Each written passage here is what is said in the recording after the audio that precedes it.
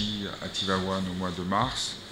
Et puis j'ai eu l'occasion tout à l'heure d'avoir des échanges très forts avec les membres de sa famille. L'un d'entre eux me disait que nous étions tous un peu orphelins du regretté défunt.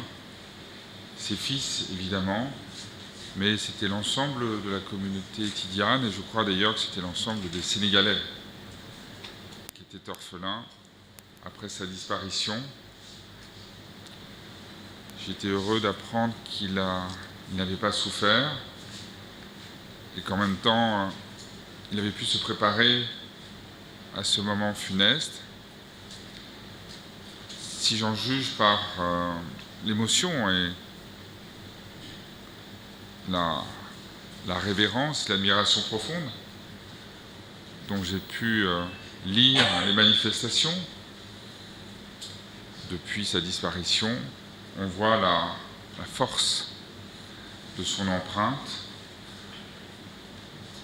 une trajectoire à la fois spirituelle et individuelle qui, par ses messages, fait de dialogue, de respect, de conviction et une foi inébranlable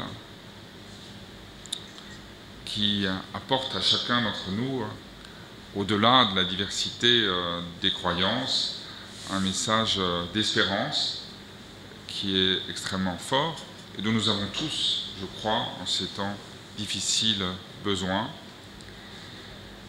Au-delà de sa personnalité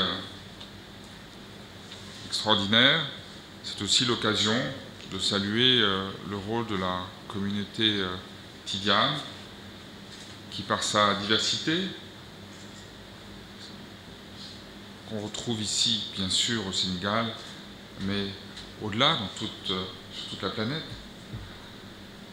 on en trouve aussi, évidemment, en France, et bien cette communauté incarne, par son message, ce nécessaire dialogue interreligieux, cet esprit de sérénité, de paix, de tolérance, qu'il est si important de montrer en ces jours où, malheureusement, l'islam est parfois dévoyé, manipulé, instrumentalisé, et où il fait l'objet, dans le même temps aussi, de critiques totalement infondées.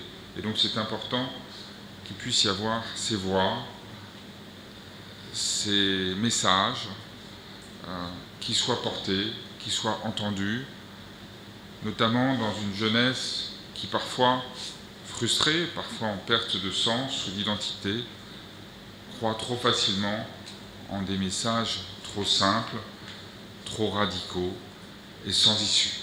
Et il est heureux d'avoir au sein de la Tidiana, à sa tête, des personnalités qui rappellent les vraies valeurs de l'islam. Alors, je voudrais aussi dire, évidemment, au nom de la France et du peuple français, notre respect profond pour votre communauté. Des liens anciens unissent nos deux pays, très anciens, une histoire parfois mouvementée, mais une histoire qui est forte. J'ai pu encore le constater en discutant avec certains d'entre vous qui m'ont rappelé leurs expériences en France. C'est l'occasion pour moi de rappeler, je l'ai fait lors des 3 Ndogu que nous avons organisés à la résidence, que la France conçoit la laïcité comme une laïcité ouverte et respectueuse des identités religieuses des uns et des autres. Une laïcité qui se veut à l'écoute de toutes les religions, une laïcité qui se veut profondément tolérante. Je voudrais enfin saluer le successeur du regretté défunt, le nouveau Khalif général. C'est une lourde charge qui lui revient de porter, mais j'en suis persuadé, il sera à la hauteur de ce défi.